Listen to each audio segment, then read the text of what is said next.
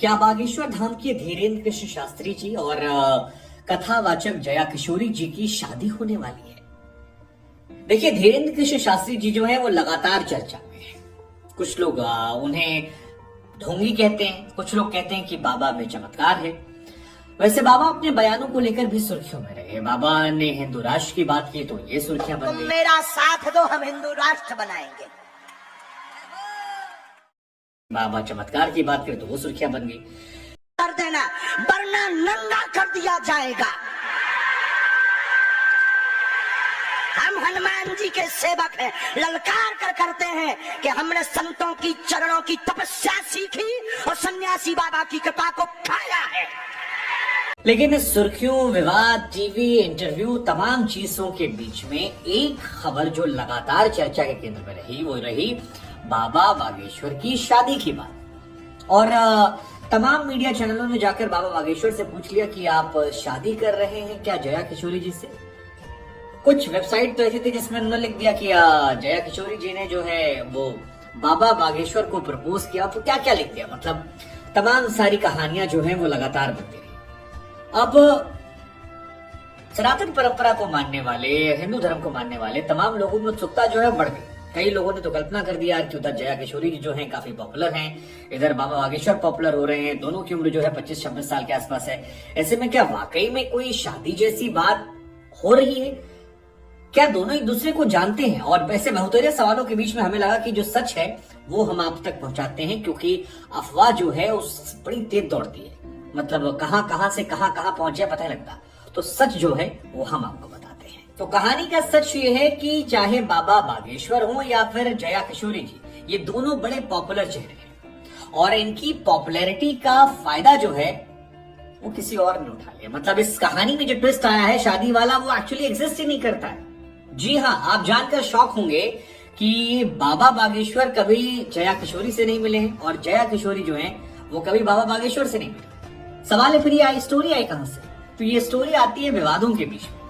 और जैसा कि हमने आपसे कहा कि कुछ तथाकथित यूट्यूबर्स, कुछ टीवी वाले, कुछ लोग जिन्हें इसमें कुछ अलग लाभ या फिर षड्यंत्र देखा होगा, उन्होंने इस कहानी को प्लान कर दिया। और इस कहानी को ऐसे प्लान किया कि ये कहानी सच्ची लगने लगी, क्योंकि दोनों सनातन परंपरा को आगे बढ़ाने में लगे।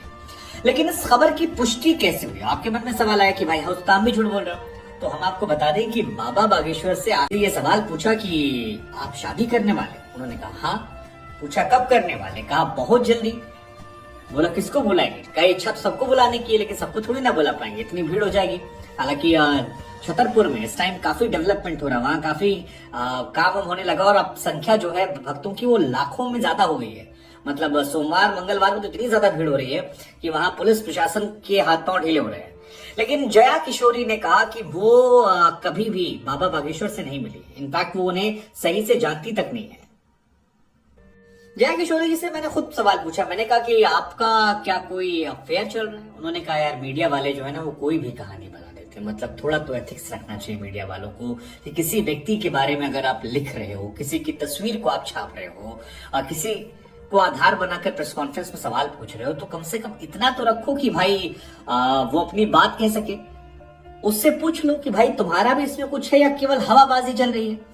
और ऐसा कुछ भी नहीं है। मैंने कहा बाबा बागेश्वर को जानती है? उन्होंने कहा नहीं, टीवी पे देखा है मैंने, मेरी उनसे व्यक्तिगत कोई भी संवाद, व्यक्तिगत कोई भी मुलाकात नहीं हुई है। मैंने कहा अच्छा, ये तो हैरान करने वाली बात है। क्या शादी कर रही हैं?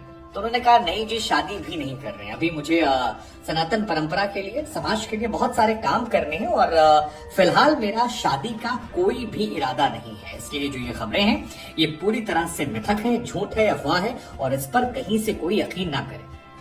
उधर बाबा बागेश्वर ने कहा है कि ये जो साध्वी जी हैं ये उनके लिए बहन समान है, वो उनसे कभी नहीं मिले। और यहाँ तक कहा कि अगर अब कोई फर्जी अफवाह उड़ाएगा तो फिर उसके खिलाफ केस ठोक दिया जाएगा, मतलब उसको जेल पहुंचाया जाएगा कि ऐसी अफवाहें क्यों उड़ा रहे हो।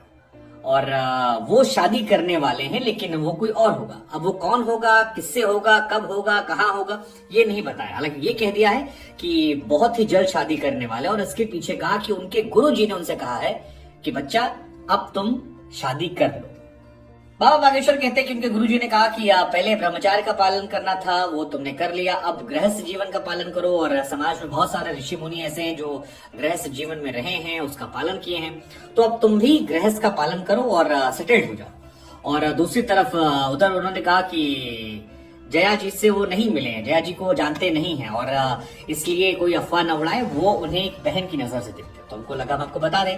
हालांकि बाबा बागेश्वर छतरपुर में जहां पर उनका आश्रम है, वहां पर कई और लोगों की शादियां करवा रहे हैं, मतलब कई हजार लड़कियों की शादी जो है उसका बाबा बागेश्वर ने खर्च उठाने की बात कही और ये भी कहा है कि उन लड़कियों को काफी सारा सामान भी वो देंगे ताकि अपने गृहस्थ जीवन को आनंद उठा सके, जिसमें टीवी, फ्रिज, सोफा, तमाम खाने पीने के आइटम और किचन के सारे सामान, ये सारी चीजों के साथ उन लड़कियों की शादी कराएंगे। तकरीबन 3000 लड़कियां हैं जिनकी बाबा बागेश्वर यानी धीरेन्द्र शास्त्री जो हैं वो शादी करवाने वाले हैं। साथ ही खबर ये भी आ रही है कि बाबा बागेश्वर के यहाँ भीड़ जो है वो बहुत ज्यादा बढ़ गई है। लेकिन भीड़ उड़ तो चलिए अपनी जगह पर है, शादी करवा रहे हैं वो अच्छी बात है, लेकिन हमें लगा कि ये जया किशोरी और बाबा बागेश्वर वाली कहानी में फुल स्टॉप लगाते हैं। तो आप कोई लिखे तो उसको कहिएगा कान के नीचे देंगे, फालतू अफवाह मत फैलाओ। झूठ जो है वो सही नहीं है, सच के पांव थोड़े स्लो होते हैं, लेकिन हमें भरोसा है आप जैसे दर्शकों पे जो इस बात को फैलाएंगे और बताएंगे कि ऐसा कुछ भी नहीं है। हालांकि बाबा बागेश्वर शादी कर रहे हैं, किससे करेंगे वो भी हम आपको बता दें। आज की स्टोरी कैसी लगे एक लाइक और सब्सक्राइब जरूर करें चैनल को। थैंक यू मेरे दोस्त।